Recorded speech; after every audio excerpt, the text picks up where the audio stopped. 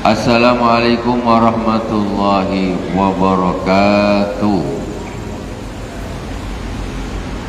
Alhamdulillahirabbil alamin wassalatu wassalamu ala sayyidil mursalin wa ala alihi wa sahbihi ajma'in. Subhanaka la ilma lana illa ma 'allamtana innaka antal alimul hakim. Rabbi israh li sadri wa yassir li amri wa hlul 'uqdatam min lisani yafqahu qawli. Allahumma salli ala nuril anwar wa sirril asrar wa firyatil aghyar wa miftahi babil yasar sayyidina wa maulana Muhammadin al-Mukhtar wa alihi al-adhar wa ashabil akhyar adada ni'amillahi wa ifqalihi. Amma ba'd. Jemaah yang dirahmati Allah Subhanahu wa taala, kaum muslimin dan muslimat dimana saja berada yang dirahmati Allah. Kajian kita malam ini melanjutkan tafsir Al-Jalalain surah An-Nisa ayat 31. 30 dah belum selesai. 30 aja sudah belum selesai. Wa may yaf'al dzalika 30. Kita Fatihah terlebih dahulu kepada baginda Rasulullah SAW, kepada para anbiya, para sahabat, tabi'in, tabi'in, para awliya wa syuhada wa salihin, majami masyayikhina fiddin, khususan Abu Yasin Muhammad bin Alwi Al-Malik Al-Hasani wa bin Said Ahmad bin Said Muhammad Al-Malik Al-Hasani wa Syekh Muhammad Ali As-Sabuni.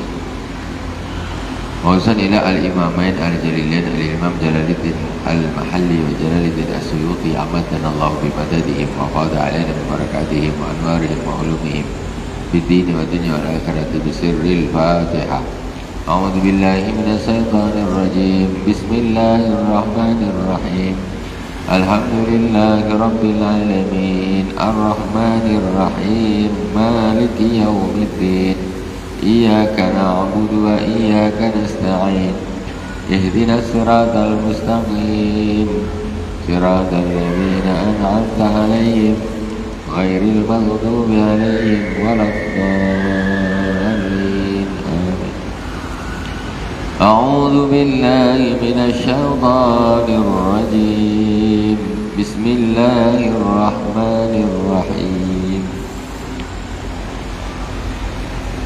Ini dari wa may yaf'al dzalika udwanan. Jadi ada hubungan dengan ayat sebelumnya.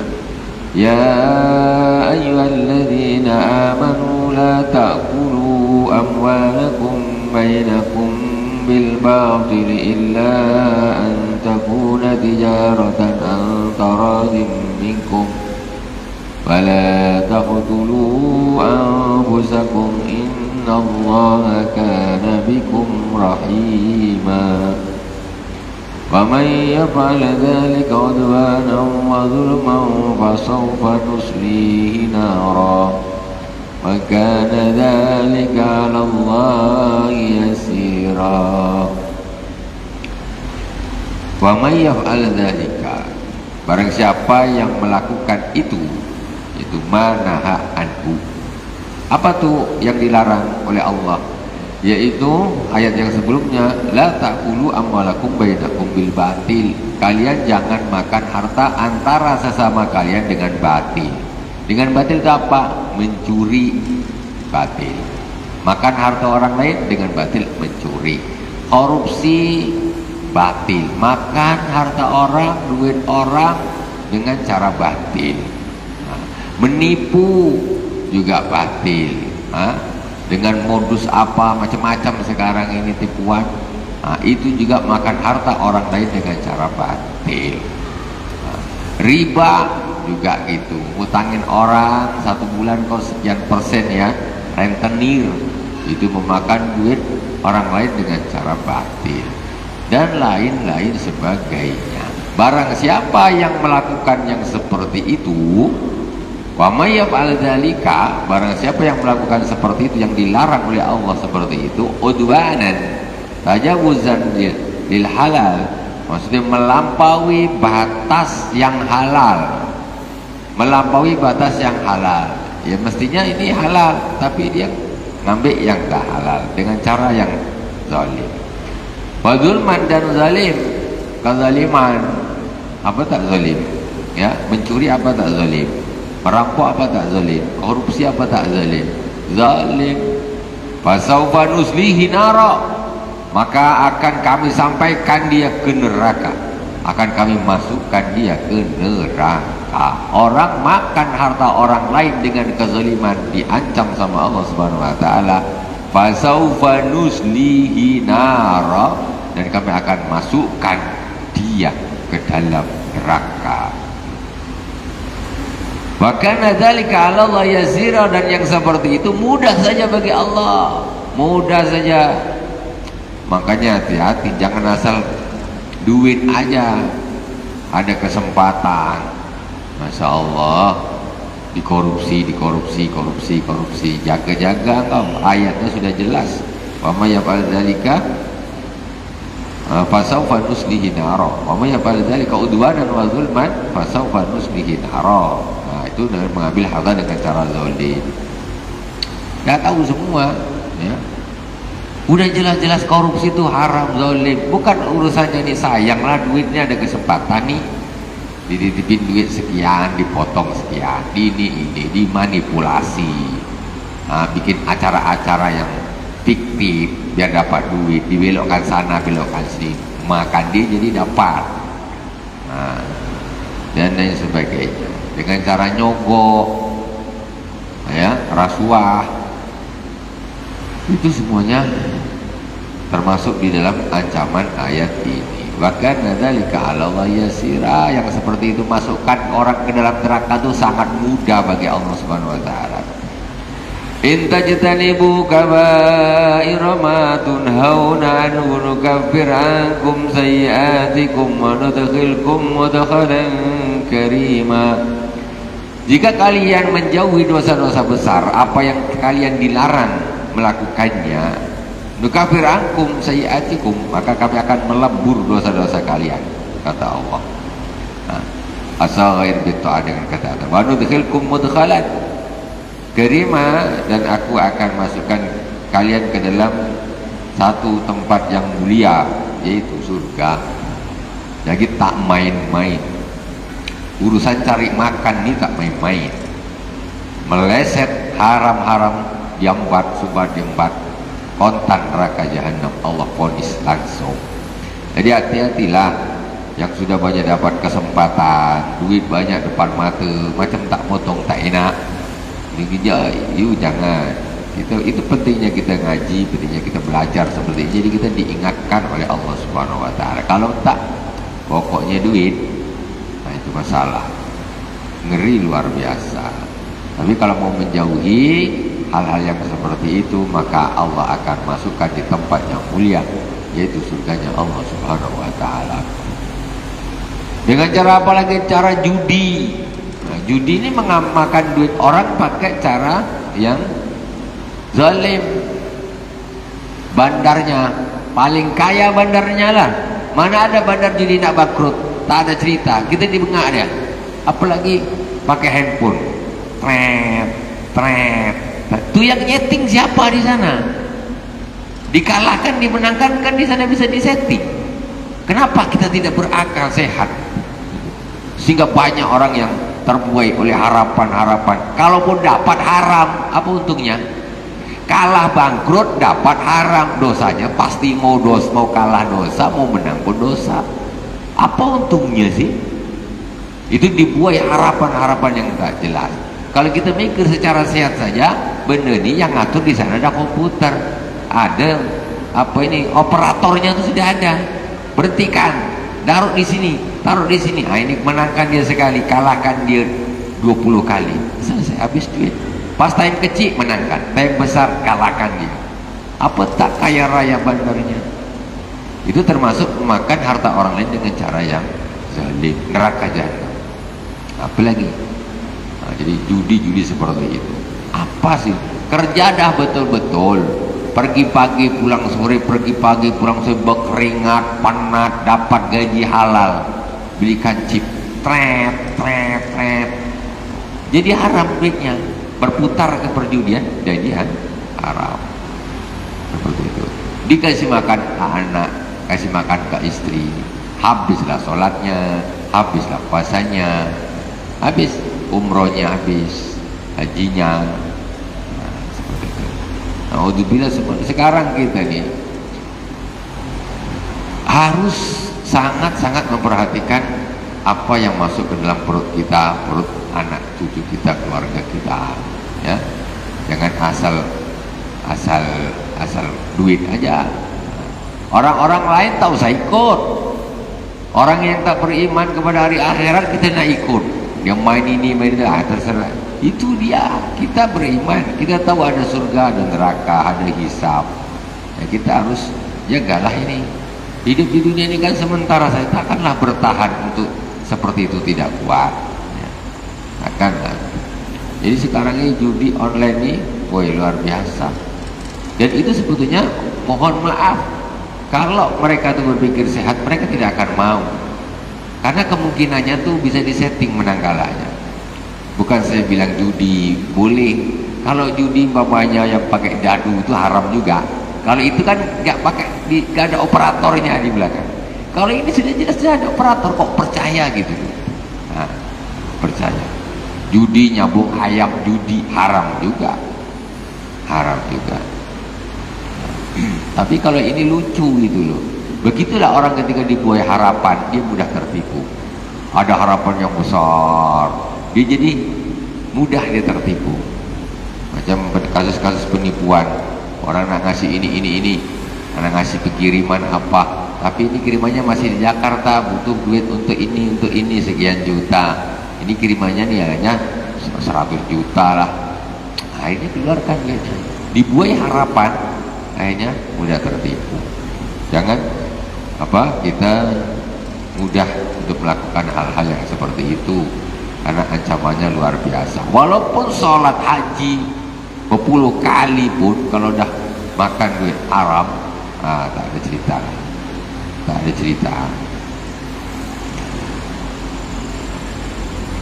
Wala tatamannaw ma faddalallahu bihi ba'dakum ala ba'd lirrijali nasibum mimma iktasabu wa linnisa'i nasibum mimma iktasabu was'alullaha min fadlihi innallaha kana bikulli syai'in alima. Janganlah engkau berharap terhadap apa yang Allah utamakan kepada sebagian kalian atas sebagian yang lain. Min jahdi dunya awidin li'alla yu'addi illa tahasud wa tabaghut. Lirijali nasibum mimma iktasabu wa linisai nasibum mimma iktasabat. Janganlah engkau berharap terhadap apa yang Allah lebihkan kepada sebagian kalian di atas sebagian yang lain. Maksudnya gini, tak usah ngiri. Dia bisnisnya lancar, duitnya banyak, aku macam mana ya aku ya?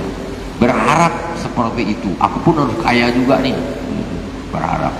Padahal boleh, tapi untuk hanya penyemangat, bukan menimbulkan hasad, dengki. Itu beda tipis tuh nanti tuh. Watabawut, jadi benci. Tengok orang lain sukses, benci. Saudaranya buka warung laris, dia benci. Apa pasal? Kenapa dia kalau buka kedai kok laris, kita kok tak laris ya? Ini ayat ini. Jangan kau berharap terhadap sesuatu yang Allah lebihkan kepada sebagian kalian di atas sebagian yang lain. Memang Allah dah lebihkan dia. Orang ini kalau bisnis Allah kasih dia untung banyak, mudahkan. Sementara yang satu ini biasa susah gitu-gitu aja, mulai dulu standar. Tapi yang lain baru buka kedai dah semut ngalahkan dia. Kau tak usah iri, tak usah hasut, tak usah benci, itu Allah yang ngatur. Lirijali nasibum mimma iktasabu. Bagi orang-orang laki-laki ada bagian, ada pahala dari apa yang mereka kerjakan. Walin nisa'i nasibum mimma iktasabun, dan bagi wanita-wanita ada bagian pahala dari apa yang mereka kerjakan. Min ta'ati azwajihinna wa yufdi furujihinna, yaitu taat istri, juga tak boleh ngiri dengan suami. Abang enak tiap hari keluar terus, aku di rumah cuci piring, cuci baju, anak kecil aku semua bersihkan. Abang enak aja jalan-jalan keluar terus. Ini masuk di sini. Dirijali nasibu mimaktasabu wali nisa'i nasibu mimaktasabun. Bagi orang laki-laki dia ada pahala tersendiri dari apa yang dia kerjakan. Bagi perempuan dia juga ada pahala bagi apa yang dia kerjakan. Tak usah ngiri, semua itu sudah ada tempatnya masing-masing. Ini kadang-kadang enaknya di luar ketemu orang terus. Kita di rumah muka ini anak ini dinyebalkan juga budak ini rewel. Ini tak boleh. Kalau yang terjadi seperti ini nanti akan di dalam hati akan timbul benci, iri. Akhirnya rumah tangga menjadi kacau. Istri iri sama suaminya, dikira ini enak duduk sama kawan ini gini-gini. Namanya orang ini kadang-kadang butuh hal-hal yang silaturahim dan lain sebagainya. Satu saat begini, satu saat begini, memang sudah bagiannya. Jadi kita ini harus menerima di bagiannya masing-masing, jangan saling iri. Ini ayatnya maksudnya demikian. Nah, jadi perempuan, wanita-wanita pun dia akan mendapat pahala karena taat kepada suaminya, walaupun dia tak pergi nyangkul, tak pergi jaring, dia tak pergi bisnis apa mana, ngojek lah umpamanya, tak, dia duduk di rumah tapi dia tetap dapat pahala. Wahai burujina, dan menjaga farjinya, suami tak ada, dia di rumah baik-baik saja, ya, dijaga, menjaga dirinya. Nazala lama qalat Ummu Salamah. Ini ayat ini turun ketika Ummu Salamah berkata, laitana kunna rijalan fajahadna. Kata Ummu Salamah, coba seandainya kami ini laki-laki, kami akan berjihad fisabilillah. Enak ya orang laki-laki dia jihad fisabilillah, pahalanya besar. Kami cuma di rumah masak aja, jaga anak. Enak jadi orang laki-laki, pahalanya besar. Gitu, maksudnya gitu. Jadi ngiri. Ummu Salamah begitu. Seandainya kalau kami ini laki-laki kepengin, seandainya kami ini laki-laki, maka kami akan ikut jihad. Bahkan lana mislu ajir rijal. Kalau begitu kami bisa mendapat pahala seperti orang laki-laki juga. Enak orang laki-laki dia bisa jihad, aku tak bisa, itu pahalanya tak dapat laku. Nah, isinya begitu. Was'alullah min fadlih, innallaha kana bikulli syai'in alima. Dan mintalah kepada Allah Subhanahu wa taala dari karunia-Nya, maka Allah akan memberinya. Innallaha kana bikulli syai'in alima. Sesungguhnya Allah Subhanahu wa taala mengetahui segala sesuatu. Walikullin ja'alna mawaliya mimma tarakal walidani wal aqrabun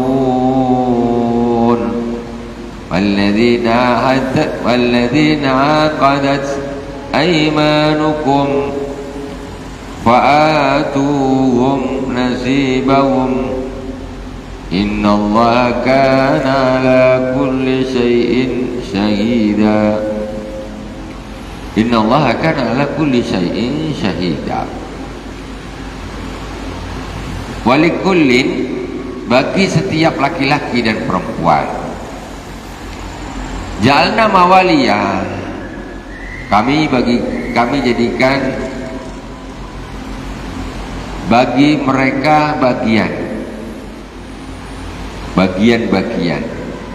mimma tarakal walidan, ya, asobah, ya, dari apa yang ditinggalkan oleh dua orang tua, wal aqrabun, dan kerabat. Wallazi aqadat aymanukum, ini masuk ke bab waris.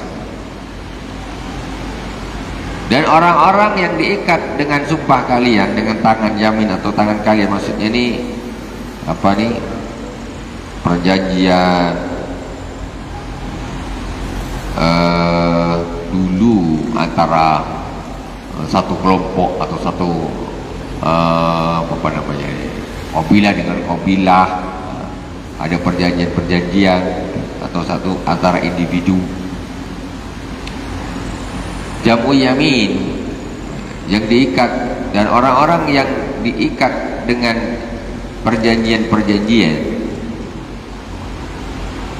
sumpah, yamin atau qasam, al-khulafa alladzina ahadtuhum fil jahiliyah ala nusri wal irs wa atuhum nasibahum. Jadi sebelum di zaman jahiliyah ini, antara satu kabilah, umpamanya katakan kabilah yang lain ini bisa saling berjanji. Kita janji setia. Pokoknya kita janji setia, apa yang menimpa dirimu, diri kalian, itu juga berarti tanggung jawab kami. Kalau kalian ada musuh menyerang, kami pun ikut bantu kalian. Dan perjanjian ini sampai kepada tahap saling mewarisi perjanjian itu. Jadi kalau kalian di antara kita yang meninggal, maka hartanya untuk yang kawannya ini, yang ikut di dalam perjanjian ini. Maka ayat ini mengatakan, sedangkan orang-orang yang dulu di zaman jahiliyah sudah ada perjanjian seperti itu, fa'atuhum nasibah, maka berikanlah kepada mereka bagian mereka minal miros, atau dari warisan tadi, karena sudah ada perjanjiannya dulu. Bahwa asudus yaitu 1/6. Innallaha kana ala kulli syai'in syahida. Sesungguhnya Allah Subhanahu wa taala Maha menyaksikan atas segala sesuatu.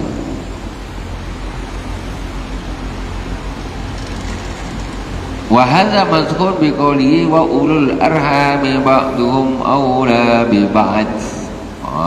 Tetapi ayat ini dimansuh. Dimansuh ini diganti hukumnya dengan ayat wa ulul arhami ba'duhum aula bi ba'd. Orang yang mempunyai hubungan rahim, ya, kekerabatan, ya, hubungan darah, sebagian mereka lebih utama daripada sebagian yang lain.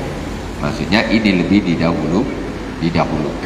Yang kerabat yang punya hubungan darah secara ilmu waris dapat, itu yang lebih didahulukan daripada orang-orang yang dulu pernah mengadakan perjanjian di zaman jahiliyah. Ar-rijalu qawwamuna 'alan nisa'i bima faddalallahu ba'dahum 'ala ba'd wa bima anfaqu min amwalihim. Fassalihatu qanitatun hafizatun lil ghaibi bima hafizallah wallai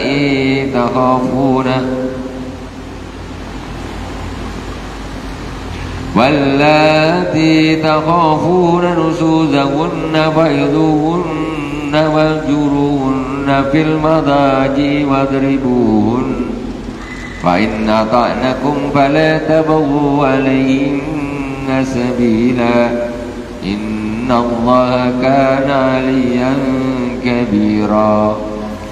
Ar-rijalu qawwamuna 'alan nisa, yaitu musallatun 'alan nisa yu'adzibunahum wa ya'khuduna 'ala aydihim. Orang-orang laki-laki itu menjadi orang yang, kalau bahasa muda mengatakan ini menjadi pemimpinnya orang-orang wanita. Maksudnya apa? Yu'adzibunahum wa ya'khudhu 'ala aydihim, yaitu mereka berkewajiban, mempunyai hak untuk mendidik si wanita-wanita tadi.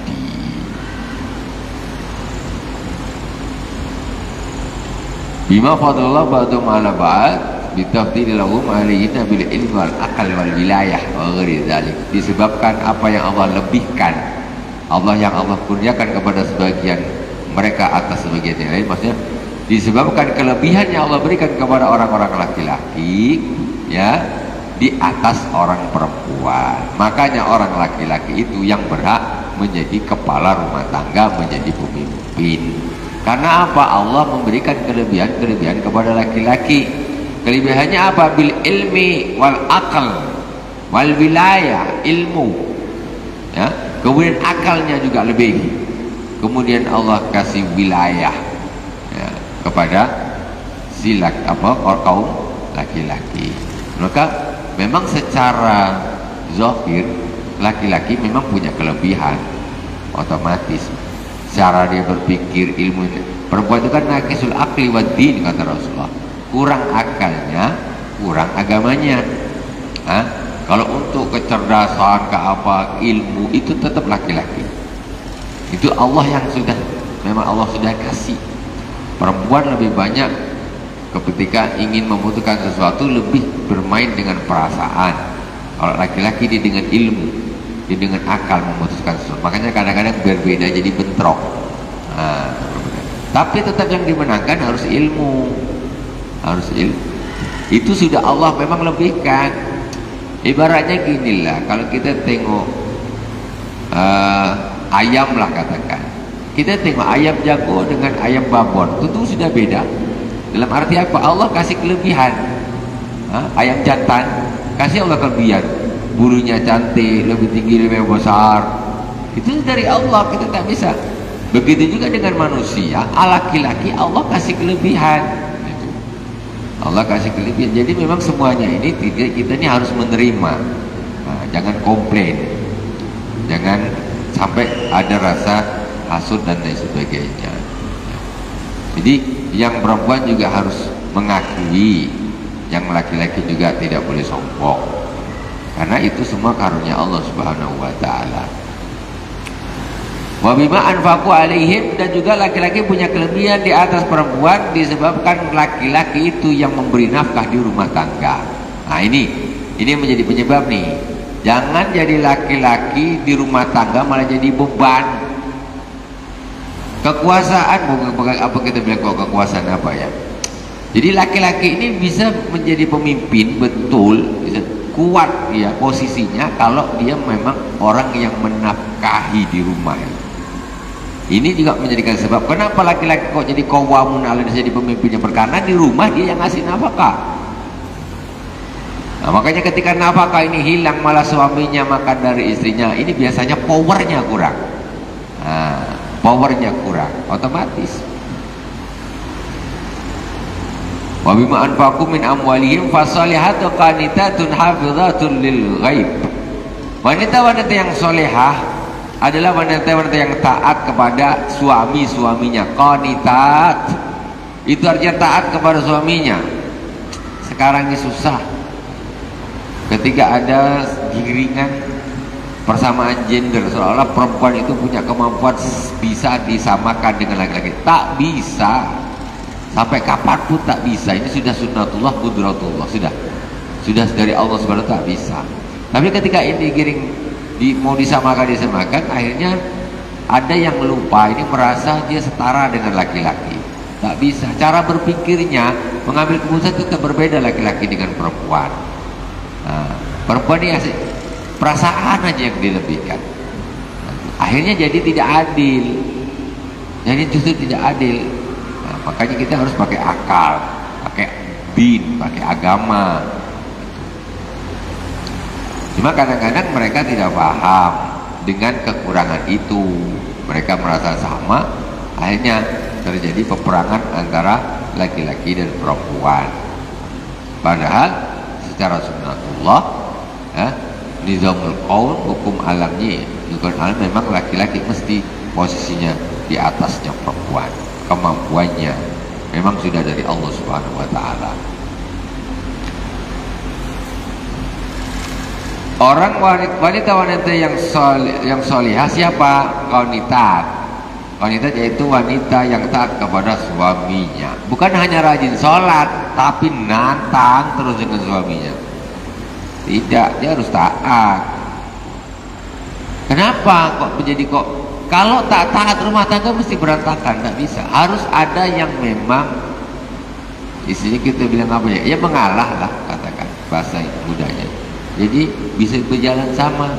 Kalau keras-keras dua-duanya, ya selesailah. Nggak bisa. Perempuan harus meletakkan dirinya di posisinya. Dan laki-laki tidak boleh zalim. Hafizatul lil ghaib. Kemudian wanita yang soleh itu pertama dia taat sama suami, yang kedua dia menjaga dirinya ketika suaminya tidak ada.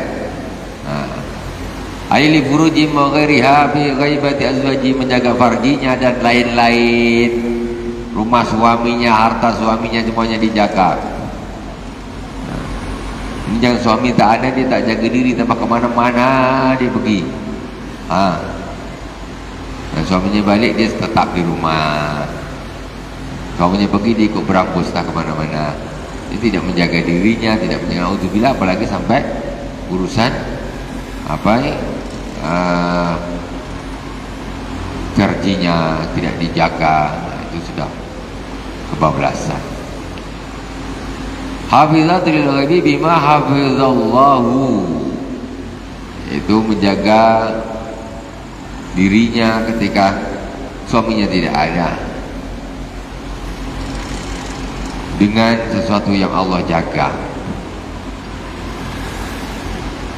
Haitsu awsa alaihinna al-azwaj, ketika Allah SWT berwasiat kepada suami-suami ya untuk berlaku baik kepada istri-istrinya. Wallati takhafuna nusuzahunna fa'idhuhunna wahjuruhunna fil madaji. Dan wanita-wanita atau istri-istri yang kalian khawatir durhakanya mereka kepada kalian, kalau nusuz namanya, kalau anak dengan orang tua durhaka namanya ukuk. Durhaka seorang anak kepada orang tuanya namanya ukuk. Kalau durhakanya istri kepada suami namanya nusuz. Sama-sama dosa. Bukan tak dosa. Sekarang orang selalu menggembor-gemborkan jangan durhaka sama orang tua. Betul. Tetapi untuk jangan durhaka kepada suami ini seperti hilang di bawah tanah. Gak ada. Justru sekarang kasus nih, kalau bilang anak durhaka kepada orang tua, ya ada kasusnya, ya mungkin ada, banyak bisa jadi. Tapi kalau kasus istri durhaka kepada suami ini macam dibenamkan. Jadi kayak bukan hal yang dosa gitu. Jadi banyak sekali terjadi. Peranglah inilah apa, sebentar berantakan ini, cerai. Terlalu terjadi seperti itu. Ketaatan tidak ada. Kalau dah tak ada taat, ya berantakan, ya habislah rumah tangga. Itu juga durhaka kepada suami, itu juga tidak boleh. Kata Rasulullah, kalau kuntu amiran ahadan an ayyasjuda li ahadin la amartul mar'ata an tasjuda li zawjiha. Seandainya aku boleh menyuruh seseorang untuk sujud kepada orang lain, maka akan suruh seorang istri sujud kepada suaminya. Kenapa gitu? Untuk menjaga kestabilan rumah tangga. Sekarang anak takut dengan orang tua, bagus. Tapi istri takut dengan suami, masih taat dengan suami ini kadang-kadang tidak terlalu diperhatikan. Anak nurut dengan orang tua harus. Dan itu kita sudah tahu semua. Tetapi kadang istri kepada suami ini kadang-kadang semacam datar. Nah ini kita jangan ikut-ikutan orang yang seperti itu. Mereka tuh kadang-kadang lain dengan kita. Hukumnya juga lain lah. Kita punya dasar sendiri di sini. Itu harus dijaga. Ketika seorang tidak berani dia durhaka kepada orang tuanya, maka dia harus juga tidak berani durhaka kepada suaminya. Sama. Justru ketika sudah punya suami, ketaatan harus ke suaminya, bukan ke orang tuanya lagi. Orang tuanya bilang A, suaminya bilang B, dia harus ikut B. Dia jangan malah ikut A. Nanti rumah tangga akan berantakan.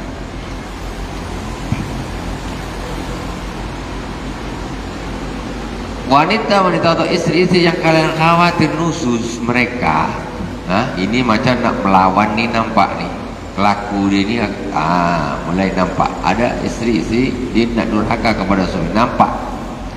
Jadi wanita-wanita yang kalian khawatir dia akan durhaka kepada kalian, suami-suami, biazarat amaratuhu, dengan sudah nampak tanda-tandanya nih, nampak nih dari cara dia ngomong, kelaku dia, ini nampak nih dia nak durhaka nih, dia nampak.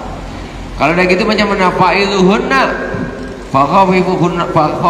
fakhawifuhunnallaha, maka nasihati mereka, takutkan mereka, ingatkan kepada Allah Subhanahu wa taala.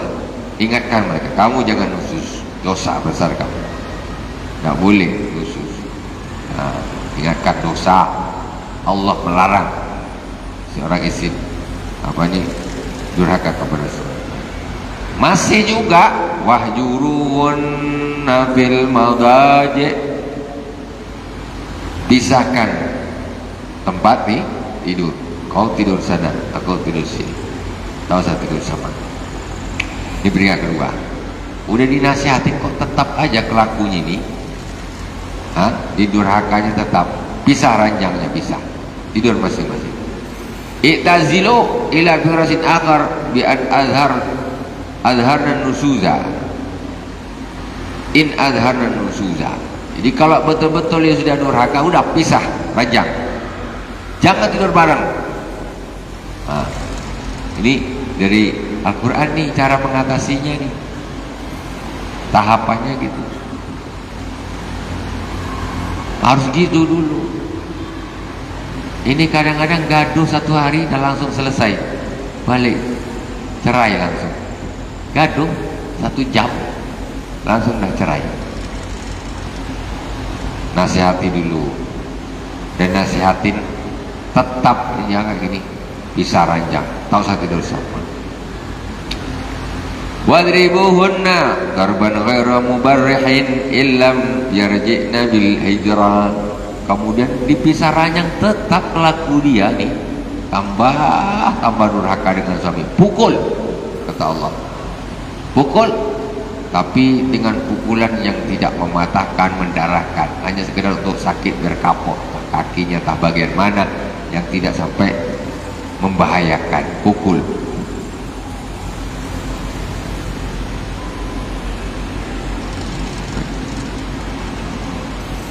Fa in ata'nakum fala tabghu alayhinna sabila innallaha kana 'aliyan kabira.